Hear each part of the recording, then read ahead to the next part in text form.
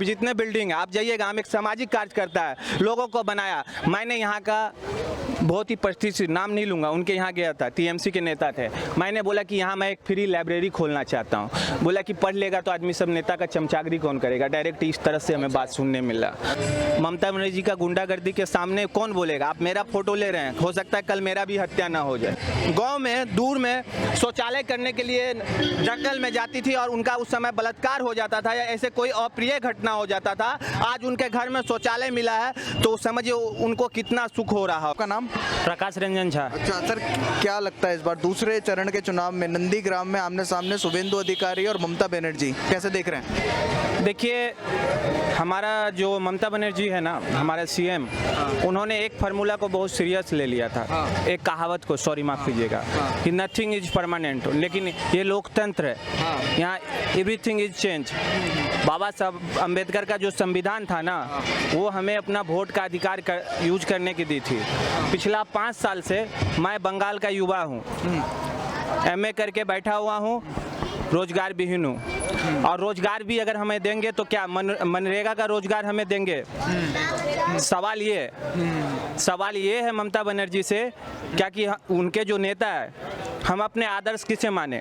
कल के गुंडागर्दी करने वाले गुंडे को या कोई IAS IPS आया हुआ कोई पढ़ा लिखा युवा को? वो हमें क्या बांट रहे हैं? उन्हें वो हमें क्या दे रहे हैं? ऐसे में उनका सरकार बिल्कुल बुरी तरह से गिर रहा है। और खुद ममता बनर्जी, आप तो बोल रहे हैं कि दोनों में, हम तो बोल रहे हैं वो 3 नंबर पे आ रही है नंदीग्राम में। नंदीग्राम में 3 नंबर पे वो आ रही है। शुभेंदु अधिकारी वहाँ से जीत रहे हैं। रहा हम उत्तर हावड़ा में रहते हैं। अब एक बात बताइए, हम थोड़ा सा समय दीजिएगा हमको, थोड़ा सा 2-3 गौर करिएगा आप।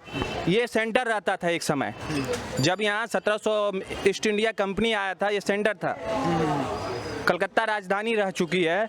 लेकिन आज आपको अगर अच्छा पढ़ना रहता है, अगर आप शुरुआती दौर में बहुत ही इसमें बीटेक के स्टूडेंट होंगे, बात करिए अगर आप पढ़ के यहाँ से बीटेक करके सबसे पहले किधर मोड़ लेते हैं? साउथ इंडिया, बेंगलोर के तरफ, कि चेन्नई में मुझे अच्छा कॉम्प्लेक्स मिलेगा, अच्छा मतलब मेरे को हर चीज़ मिलेगा, मेरे को अच्छा करियर मिलेगा।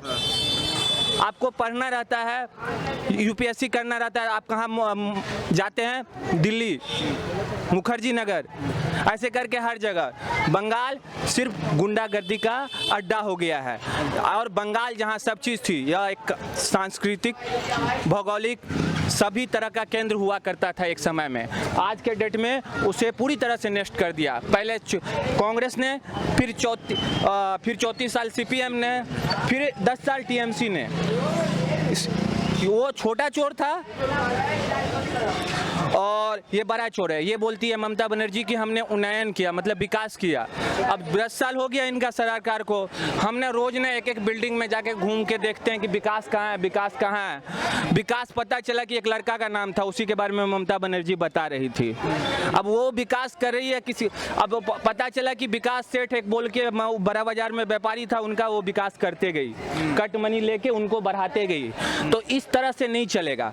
बंगाल जिस तरह नंबर 1 पे था, आप बताइए ना, आप लोग घूमिए, यहाँ का लड़का को जब भी 12 पास करने के बाद कहाँ पढ़ने के लिए जाना पड़ता है तो वो मुख कहाँ करता है? कलकत्ता के तरफ।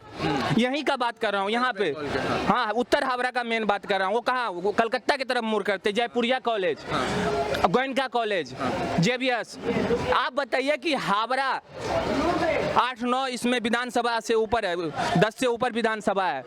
यहाँ पे एक भी ढंग का कॉलेज नहीं है। बच्चे इतना दूर सफर करके जाते हैं। एक अच्छा पार्क नहीं है, एक अच्छा लाइब्रेरी नहीं है, जो कि हर चीज समाज के लिए विकसित।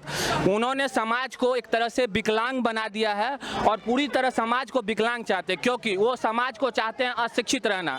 क्योंकि आपको पता है कि समाज जब अशिक्षित रहेगा तब लोग नेता के चापलूसी करेंगे और चाटुकार बनेंगे। आपने बताया कि शिक्षा की भी दिक्कत है, रोजगार की भी दिक्कत है, बहुत सारी समस्या है, लेकिन गुंडागर्दी भी है यहाँ पर। हमने देखा, एक बार घुमा दीजिए, देखिए नाली का हालत है। हाँ जी। हाँ जी। मेन बात ये है कि इतना जो हत्याएं हो रही है, हत्या का रीजन ये है, आप देखिएगा हत्या हो रही है। एक मुख्यमंत्री का क्या बयान होना चाहिए?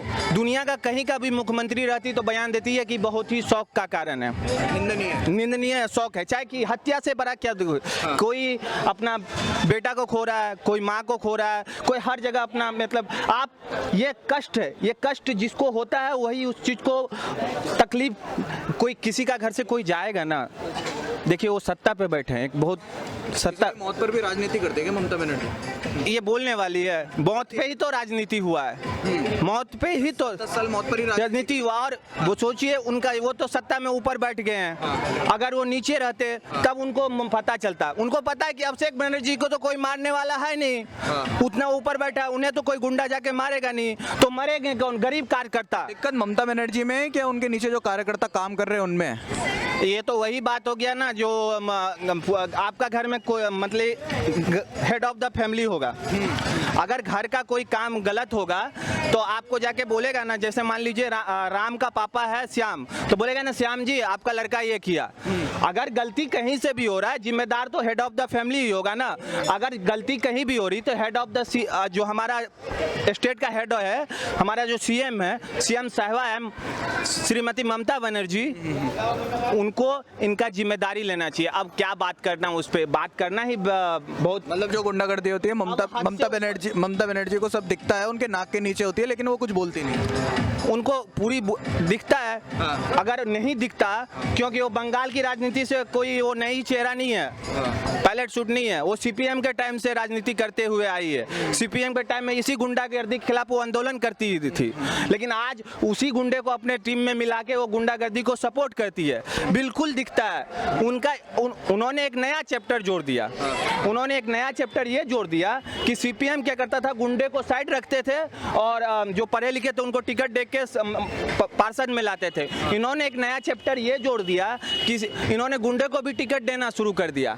और जब गुंडे के पास काम कराने जाएंगे तो चाहेगा कि 5-10 साल में जितना हो अपना घर भर सके, वो आपका काम करेंगे। यहाँ पे किसी का भी राशन कार्ड, आधार कार्ड, ऐसे बेसिक सुविधाएं, आपको बेसिक सुविधाएं जो है आदमी को नहीं है। यहाँ पे हमारे जैसे साधारण कार्यकर्ता लोग, ये सब कैंप लगा के हम लोगों ने कई हजार लोगों का वोटर ID कार्ड बनाया। आप इधर जो जितने बिल्डिंग है आप जाइएगा, हम एक सामाजिक कार्यकर्ता है, लोगों को बनाया। मैंने यहाँ का बहुत ही प्रतिष्ठित, नाम नहीं लूंगा, उनके यहाँ गया था, टीएमसी के नेता थे।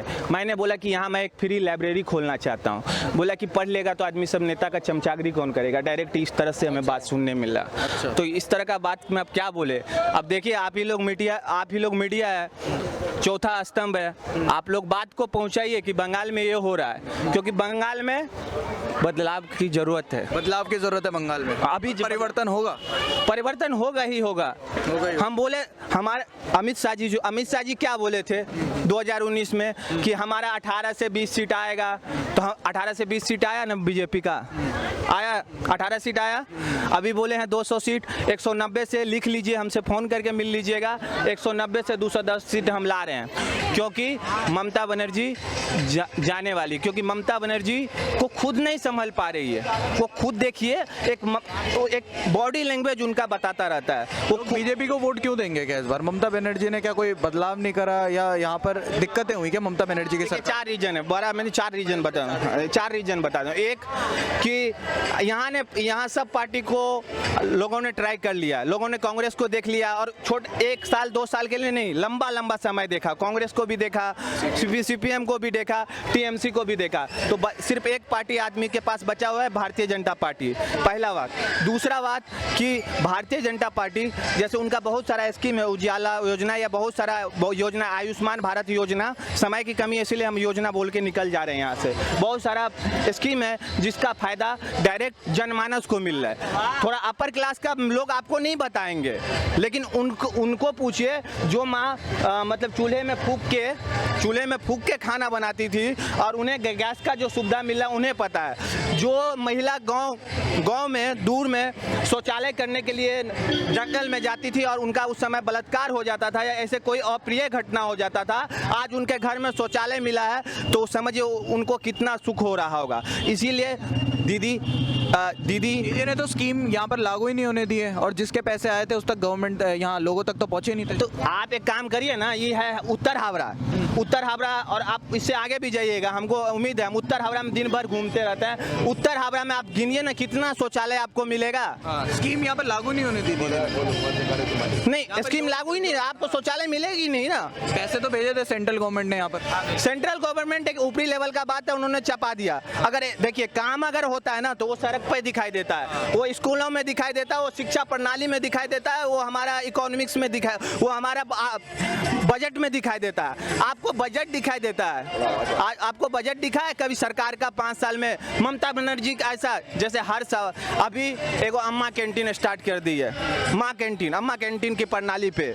वहाँ पे भी सुने कि अंडा खाली अंडा, वहाँ पे बिरयानी नहीं है, पता नहीं जो खाए। हम देख रहे थे, लोगों से पूछा, बोला कि भात का क्वालिटी जो बहुत ही खराब होता है वहाँ का, चावल का क्वालिटी। अब बात वहाँ पे ये है, और एक बहुत अच्छा गुण मानते हैं। जब दिल्ली से मीडिया आते हैं ना, वहाँ पे धर्मतला में लगता है पार्क स्ट्रीट में, जब वहाँ पे आते हैं मीडिया लोग, उस दिन पूरा बासमती चावल बना के उन लोगों के सामने लगा दिया जाता है और आदमी को खड़ा कर दिया जाता है। और बंगाल में ममता बनर्जी का गुंडागर्दी के सामने कौन बोलेगा? आप मेरा फोटो ले रहे हैं, हो सकता है कल मेरा भी हत्या ना हो जाए। डर नहीं लग रहा क्या आपको? फिर डर तो लग रहा है, इसीलिए तो मैंने आपको बोल दिया कि मेरा भी हत्या ना हो जाए। और कहीं आप इंटरव्यू ले रहे हैं तो कहीं आप भी, अभी मैं अपना चेहरा नहीं दिखा रहा। तो आप चेहरा नहीं दिखा रहे हैं तो वो बात है, लेकिन आप तो मेरा चेहरा दिखा रहे हैं। और लेकिन महात्मा गांधी बोले हैं कि अगर आपको इस तरह का अत्याचार के जीवन से अच्छा है कि आदमी को अत्याचार से उठ के उसका जवाब देना चाहिए। मैं जवाब देना सीखूंगा।